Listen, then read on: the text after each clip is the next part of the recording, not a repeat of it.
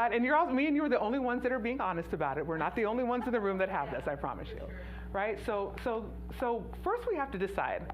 Anybody heard of Marie Kondo? You all have heard of this lady, this Japanese organizational expert. She helps people declutter by asking only one question. Does it spark joy? You go through your room and you figure out, does it spark joy? I mean, my refrigerator doesn't spark joy, but like I know that I need it, so like that method didn't really work for me, right? So I like this other set of criteria from the research, like, do you need it? Do you love it? Do you use it? How does it serve you? You get to ask those questions and answer. And if you can't get at least several yeses, then there's some ways to release it, right? You can sell it, and there are sites that will sell for you. If you don't want to like post all the pictures and you've got really nice stuff you want to release, there are sites that'll do it for you. And give it away. You can donate it. This center, every month we have a yard sale. Your beautiful items that are still usable, bring them here. Like, you can feel good about it too, right? Or just throw it out if it's not good for any of those things. And then you got to prevent future clutter from happening, because if you just declutter and then you start over again, you'll have a problem. So the trick is to make sure everything has a place, even your junk drawer. Like in my junk drawer, I'm good at this. I have the little drawer organizer, so I have my keys in one, and my batteries in another one, and my rubber bands in another one. And then I do have one little container in my junk drawer that has things that don't have a category, right? But I feel good about that. My junk drawer actually has a section for stuff I can't. Make sure you have rules for what you'll keep and discard. And then lastly, and most importantly, is pick a rule before you buy anything else. Anyone familiar with what the 1-10 or 1-1 rule is? The 1-10 rule is what research says is the most effective. If you buy one thing, get rid of 10 out of your house. If you buy one thing, get rid of 10. If you buy one thing, let's let that sink in. Buy one thing, get rid of 10. And for those of you that are going, ooh, ooh, ooh, then you can start with buy one thing, get rid of one thing. Okay? But buy one, get rid of 10 is how they say prevent future clutter. Because see, what happens if you buy one, get rid of one, you're like, you can take your time for finding the one you get rid of, and then, you see what I mean? And then you buy another one, and they're like, oh yeah, I can't remember but if you buy one, get rid of 10, you're always ahead. All right, so this is the physical. Well, we know as above, so below, right? What's happening inside of us? We have mental clutter. We have accumulated in our brains, in our minds, in our consciousness, mental clutter. And our mental clutter shows up in our beliefs, shows up in our attitudes, shows up in our attitudes are really just opinions. You all know that, right? This is our opinion. The mindsets, the fixed way we have of being in the world. And it is in our mind disorganized, right? Because remember, clutter is the accumulation of things not disorganized, right? So this is what we have. Whether we're honest or not, a lot of our conscious looks like this, which is why sometimes it's hard to focus, why it's hard to remember things, why when we really want to do the right thing, we look within and struggle to find where that part of us is that knows how to do the right thing. So all the parallels, right? Why do we have clutter? Well, we have physical clutter because of what? Habits, fear, guilt, confusion, spite. Same reasons. Same exact reasons why we have mental clutter. We're used to having a bunch of habits and attitudes and mindsets. We're not used to questioning them. We're afraid to change, fear of the unknown. We're afraid to examine. In fact, we've made it so scary to examine ourselves that we call it the shadow. We don't want to go in the shadow. We make all these scary words about it, as if the shadow that's walking behind you is going to actually do anything to you. Like, shadows are not scary. It's nothing scary. And I mean, it might look kind of scary, but if you wander in, it's you. It's your own consciousness. And a lot of our habits, beliefs, mindsets, attitudes, a lot of them, we have them because of guilt, because we heard these messages growing up. Most of the attitudes, beliefs we have are not even ours.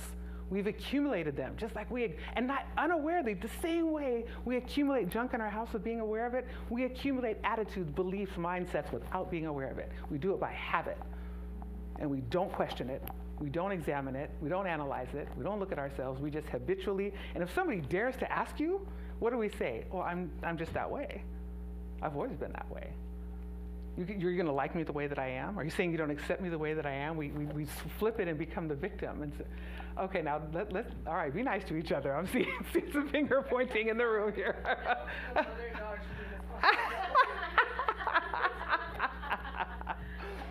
Right? And then it causes confusion, because then here's what happens. If you're honest, and if we're honest, and we start to question our mindsets, our habits, our beliefs, our habitual ways of being in the world, it becomes difficult to know why we feel that way.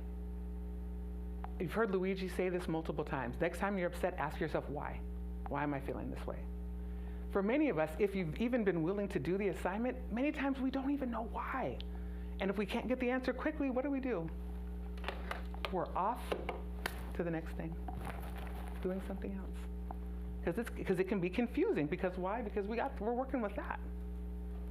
It doesn't mean it's not possible. The same way you got all the clutter in your house, you could sort through it. It's sortable. You just pick a finite amount and you start sorting through it. You can do that one belief at a time, one attitude at a time, one upset at a time. We can start to unpack it, unravel it. It's all unravelable, all of it. If you've ever seen had a piece of jewelry that was tangled up looking like that, it looks like it, but you start picking at it little by little, you can unravel it. You just have to want to do it. That's really that simple. If you really want to do it, you'll do it, because I guarantee you everything you did today is because you wanted to do it. Everything you really wanted to do today, you did it. Desire is the literal main ingredient in all of this. You just have to want to. So then motivation, right? We're motivated not always by good things. We're motivated to move away from things. Guess what mental clutter does to us? It causes exactly the same problems that physical clutters. Isn't that interesting? As above, so below. Mental clutter, when we don't examine our beliefs, we don't examine our habits, we don't examine our mindsets, we don't examine our attitudes, we don't examine why and how our habits are the way we're becoming, it stresses us out. Why? Because it becomes very difficult to be intentional. And when we're unable to be intentional, that's stressful. It causes anxiety. We worry about the future, because if we don't do anything about it, we know that good results and consistent results are not going to be ours. We get depressed because we have not dealt with it, and we don't feel good about that. Depression is sadness about the past. It impacts our self-esteem. Cognitive impairment, when you got a bunch of attitudes that you haven't examined, a bunch of beliefs that are causing confusion, it becomes very difficult to focus if we don't take the time to sort it out. Quite literally, it's identical to what happens with physical clutter. And then, less space for what's important. You see, all these beliefs that we've accumulated over the years, more than 75% have nothing to do with how we really feel. It's just what we've accumulated from our parents, from our family, from friends, from the media, from society, from the world, from our workplace. It's not even ours. That's why it's cluttered. That's why it looks like that, because the bulk of it isn't even ours. So this should motivate us, right, to consider making space for what's important, for the things that are ours, for the beliefs we really do adhere to, that really do make us who and how we want to be in this world. So how do we get rid of it, right? We have to start with the same room-by-room inventory. You don't try to solve all your beliefs at once. Start at a time. And in this case, we can call rooms like topics, categories. So the first we start with is like our core beliefs. Core beliefs, according to, as Roberta knows, CBT, right? According to cognitive behavioral therapy, core beliefs are what we believe about ourselves. When we say, I am this, I am just that way, I am impatient, I am whatever it is, whatever we say after the word I am is a core belief about ourselves. And in general, what comes after the words I am is rarely something we actually want to be, right? It's I am in some belief that's not a positive belief about us. Others, people are ... People are mean, people are rude, people are bad drivers, people are, right? All these beliefs that we have about people. And the world is just like this. The world is unfriendly, the world is low density, the world is whatever. So these are good places to start, because those beliefs are impacting how we show up in the world. They're impacting how we approach our spirituality. They're impacting how we approach the ones that we love. They're impacting the way that we approach serving others. All of this impacts it. Wouldn't it be good to take a look, right? Our attitudes and opinions, that's a good one, resentments. resentments are really good signposts for where we can start to declutter. Like, a resentment is something an upset that we've been holding on to. A resentment isn't just annoyance. Resentment means you've been holding it for a while. It's been cooking, sitting there. Somebody said you don't want to let it go. Resentment, by definition, is an upset you will not let go. That's great information. No judgment. Take a look at it. Right? And then we can ask ourselves the question, do I really need this resentment? Do I love it? Do I use it? How does it serve me? If you're not getting a bunch of good yeses, it could go, right? It could go. There's many, many, many methods to change our beliefs. The simplest one, the easiest way to change a belief, the easiest way is to simply ask yourself if it's true. If you know that it's true, if you can be sure that it's true. And if it's not true, you can let it go. Because if you were to walk around and say that a core belief about myself is, I believe in lies, your mind, but cognitively, you won't be able to hold on to it. But how will you know unless you start to question, right? And then, if you don't need it, you don't love it, and you don't use it, those are all helpful answers, I would imagine. And then, how do you throw it in the trash? Well, first we have to decide, once we have identified a belief that's not helpful, is to change our perspective about it. Because we are oriented, and it's from the reptilian brain that kept us alive in the earlier stages of our development. That's why we still have fight or flight mode, is because this triggering thing that we have where we go into this state of fight, flight, freeze. We do that because we used to have to kill our food, and right? We don't have to do that anymore. Technology has saved us from that. So, but we still have this orientation to scan for threat, which is why we're more motivated to avoid threat than we are motivated to look for good. So let's work, instead of being mad about that or trying to change that, let's just know that that's what it is and decide what we're going to move away from. So seeing limiting beliefs as harmful is now something we can now move away from. And then create new beliefs that support growth. Did you know that you can create a new belief? Did you know you can create new beliefs? Okay. Those of you who know you can create new beliefs, how do you do that? Anyone? How do you create a new belief? You start by questioning your current belief. Okay, exactly. Then what? So question it. Okay, are you true? No. Then how do I create a new belief? You have to go out and explore. Aha. You have to go out and explore. I love that. And so then you explore, and then what? No, I don't have the magic answer. This is. And then you create your new truth. Yeah. You create your new habits, and you repeat. Because our subconscious stores all of our beliefs, which is why it's hard to question them. We actually have to actively ask the question in order to retrieve this information from our subconscious. How does stuff get into the subconscious? Anybody know? How does stuff get into your subconscious? Not you, Roberta. I know you know. Anybody know?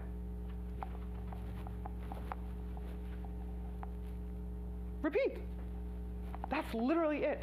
Whatever we repeat over and over and over, it's because of this cycle of mastery. You may have heard of this framework, from unconscious incompetence to unconscious competence, right? So unconscious incompetence is like kind of us right now, right? We didn't know that mental clutter and physical clutter had exactly the same things. We didn't know. We didn't know. Okay, then you move into unconscious competence. Like, oh, well, now I'd like to declutter my house. I want to have the benefits that I could receive mentally. I want to have these benefits, but I'm not that good at it yet. But I know that I'm going to want to get better. So that's when we're conscious of it, but we're like incompetent, right? Then there's conscious competence. You get good at something, but you have to try, like intensely. Oh, okay, at first I'm going to buy one, I'm going to get rid of one. Okay, now I'm going to buy one, I'm going to get rid of two. Like, we're practicing, but if you're not intentional, then it doesn't happen. So that's conscious competence. But then, kind of like brushing your teeth or riding a bike, if you know how to ride a bike, you learn how to do it without thinking, right? Some of us, we drive to work. We don't even think. The car kind of drives itself to work, right? So then we get to unconscious competence. When you get there, all of the data you need to do the task is in your subconscious. You don't even need the conscious part to think about it anymore. All of our beliefs and stuff are in our subconscious. But it can be retrieved, because if you buy one of these electric bikes, you have to figure out how to ride a bike again. If you get a new car, you have to figure out where the stuff is. So you buy one of these fancy toothbrushes with all the little buttons and the Bluetooth and all the app and all this. You got to learn all that again, right? So we have access to the subconscious to reprogram ourselves. But the only thing is just repeat. So you want to get good at the assignment that Luigi gave us of questioning our beliefs? Just do it and just keep doing it. That's all. That's it. You just keep doing it. And if you realize you're not doing it, just start again. Want to build a meditation habit? You want to build a questioning beliefs habit? You want to build a decluttering habit? Just do it and keep doing it. And most importantly, when you realize that you stopped doing it, you just start again. It's like really, literally that simple. You just gently begin again. Sharon Salzberg, one of my favorite artists, has a whole book about beginning again. And you know why we don't begin again? It's because we have a story about why we stopped. It's a whole nother belief system that you can just completely unload off to the side. It doesn't matter why we stopped. All that matters is we start again. That's it. It's literally, quite literally, that simple. So remember, as above, so below. What happens physically happens mentally. What happens mentally happens spiritually. If we're here to remember our divine identity, if we're here to be the best that we can be, if we're here to do all of these wonderful things, I mean, nobody came here tonight to devolve, right? Nobody came here tonight to walk out worse than when you came in. We all are here for some reason in our own way to be better, do better, live better, elevate. We have our own words we use to describe our motivations, but we're all here to improve, right? But if we have physical and mental clutter, where's the room for the improvement we're trying to have here? There's no room, there's no space. If we have beliefs about ourselves and the world and people or this place or ourselves that block our ability to achieve the improvement we're looking for, doesn't it kind of make sense to take a look at what's stopping us? I mean, just doesn't it kind of make sense? And somebody said attachment. I think it was you said it, where attachment, right? So when we are so attached to the things that block our growth, what happens to our growth, right? With this, again, desire is the name of the game. If we want more to have things instead of to do something with our growth, which thing you think will be prioritized? It's the things we're attached to. What if all of a sudden we decided we want to be attached to growing? What if we wanted to be attached to the highest expression of the greatest amount of divinity we could find in ourselves? What if we said, all I want to do today is find out how much I can act like God today? What if we wanted that? I promise you, if we change what we want, what we do will also change. But the bottom line is, what we choose, the choice is up to us. Most importantly, we have to remember it's a choice. We chose the clutter. The clutter didn't choose us. We chose the confusion. It didn't choose us. We chose all of the things, the anxiety, the depression, that didn't choose us. We chose to attach to those conditions. Those conditions didn't choose us. And just like all of the things that we would like to release, those things didn't choose us. We chose them. We can just as easily choose to release them. We can just as easily choose to question our beliefs. We can just as easily choose to exchange beliefs, attitudes, opinions, and resentments that don't harm us into thoughts, feelings, emotions, words, actions, and service that help us be the very, very, very best divine being that we can be. So that is what we had for you today. I wanted to say thank you for listening, and if you learned anything, please share it with others. Thank you, thank you, thank you.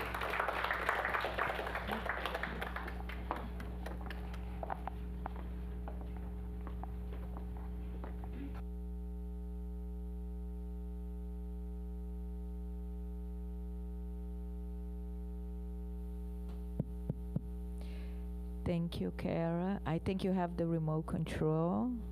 Do you, Cara?